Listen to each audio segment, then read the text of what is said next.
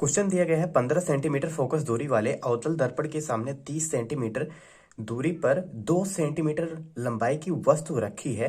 बनने वाले प्रतिबिंब की स्थिति, आकार और प्रकृति ज्ञात कीजिए। तो इस तरीके का क्वेश्चन जब भी दिया जाए तो सबसे पहले यहाँ पर ये आपको देखना है कि दर्पण कौन सा है। ठीक है, तो यहाँ पर दर्पण कौन सा है? अवतल दर्पण है। अवतल दर्पण का जो फोकस दूरी होता है वो हमेशा क्या होता है? माइनस होता है। तो यहाँ पर इसकी फोकस दूरी कितना हो जाएगा? यहाँ पर दिया गया है 15 सेंटीमीटर, यहाँ पर 15 सेंटीमीटर लिखेंगे, लेकिन यहाँ पर चिन्ह क्या होगा? माइनस होगा। और उसके बाद यहाँ पर जो वस्तु दिया गया है वो कितनी दूरी पर स्थित है?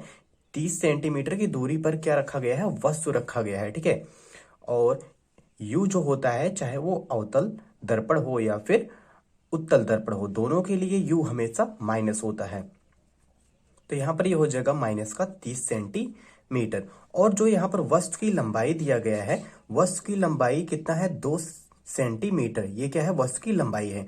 वस्तु की लंबाई को हमेशा क्या रखते हैं? प्लस ही रखते हैं, कभी माइनस नहीं रखते हैं, क्योंकि कोई भी वस्तु की लंबाई माइनस में नहीं हो सकती है। ठीक है, तो यहाँ पर ये वस्तु की लंबाई हमेशा क्या होगा? प्लस में होगा, यानी कि प्लस का 2 सेंटीमीटर। और उसके बाद हमें क्या करना है? निकालना क्या है? यहाँ पर प्रतिबिंब की स्थिति, यानी प्रतिबिंब की स्थिति, यानी हमें क्या निकालना है? भी निकालना है। ठीक है, और इसका क्या कहा गया है? आकार भी बताना है और प्रकृति भी बताना है। तो इसको किस तरीके से बताएंगे? सबसे पहले हमें क्या निकालना होगा? यहाँ पर प्रतिबिंब की स्थिति निकालना होगा, यानी कि भी निकालना होगा। भी किस तरीके से निकालेंगे? भी निकालने के लिए सबसे पहले आपको यहाँ पर क्या लगाना होगा? दर्पण का सूत्र लगाना होगा। दर्पण सूत्र, दर्पण सूत्र से, और दर्पण का सूत्र क्या है? 1/f equal to 1/u plus 1/b। ठीक है, इस पे लगाएंगे, यहाँ पर सबका मान रखेंगे। 1 बटा यहाँ पर क्या है? एफ के स्थान पे कितना रखेंगे? यहाँ पर -15। ठीक है, और माइनस चिन्ह यहाँ पर हम नीचे नहीं रखते हैं बटे में। ठीक है, तो यहाँ पर हम इसको यहाँ पर रख देते हैं। ये हो गया 15 बराबर 1/u। यू के स्थान पे हमें क्या रखना है? यहाँ पर दिया गया है -30, लेकिन यहाँ पर चिन्ह हमें यहाँ पर ऊपर रख देना है। ठीक है, तो यहाँ पर ये हो गया 30, और प्लस का 1/भी। हमें भी क्या करना है? ज्ञात करना है।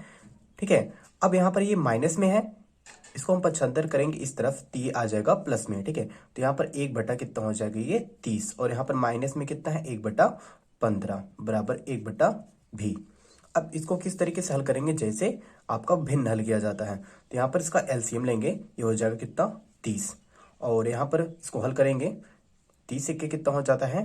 30 हो जाता है, और यहाँ पर माइनस में 15 दोनों का कितना होता है? 30 होता है। ठीक है, 2 बार जाएगा, 2 का गुणा इसके ऊपर वाले में करेंगे, तो यहाँ पर कितना आ जाएगा? 2 बराबर 1/भी। यहाँ पर कितना आएगा? ये -1 आएगा। ठीक है, तो यहाँ पर आगे ये -1 बटा कितना आएगा? ये 30 बराबर 1/भी।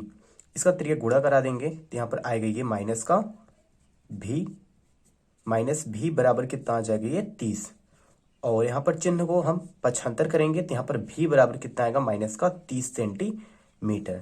ठीक है, इतना आ गया। उसके बाद क्या करना है? यहाँ पर हमें आई का भी मान निकालना है। जो यहाँ पर प्रतिबिंब है उसका हमें आकार भी निकालना है। प्रतिबिंब का आकार निकालने के लिए सबसे पहले हमें क्या याद होना चाहिए? रेखीय आवर्धन का सूत्र याद होना चाहिए। ठीक है, तो यहाँ पर चलिए हम रेखीय आवर्धन का सूत्र लिख देते हैं। तो रेखीय आवर्धन का जो सूत्र होता है, रेखीय आवर्धन, ठीक है, m इक्वल टू क्या होता है? माइनस का v/u। ठीक है, इक्वल टू होता है I/o। ये सूत्र होता है रेखीय आवर्धन का। लेकिन हमें यहाँ पर रेखीय आवर्धन नहीं निकालना है, जो इसमें संबंध दिया होता है ये, इसका हमें यहाँ पर प्रयोग करना है। ठीक है, तो यहाँ पर रखेंगे माइनस, भी के स्थान पे क्या रखेंगे? भी के स्थान पे अभी भी निकाला गया -30 आया है, तो यहाँ पर -30 रखेंगे, और बटा यू के स्थान पे क्या था हमारा? -30 था। ठीक है, तो यहाँ पर -30 रखेंगे, और बराबर में यहाँ पर आई हमें ज्ञात करना है, तो यहाँ पर आई सेम रखना है, और यहाँ पर ओ के स्थान पे यहाँ पर वस्तु की लंबाई कितना था? प्लस का 2 सेंटीमीटर, तो यहाँ पर रखेंगे 2।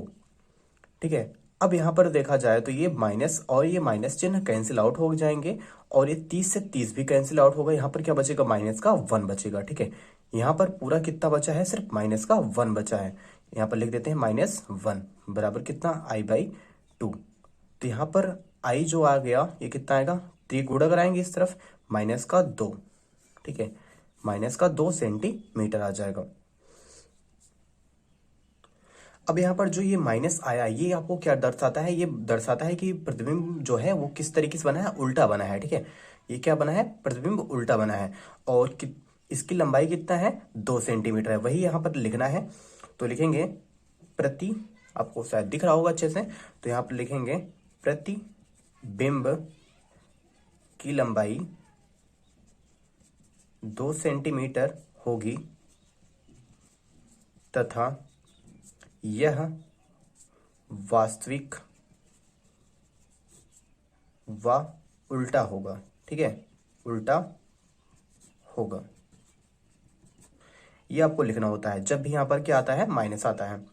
यहाँ पर लंबाई लिखेंगे, जो यहाँ पर आएगा आई का मान, और ये उल्टा के साथ हमेशा क्या रहता है? वास्तविक ही रहता है। ठीक है, और आभासी के साथ क्या रहता है? हमेशा सीधा रहता है। ये आपको ध्यान रखना है।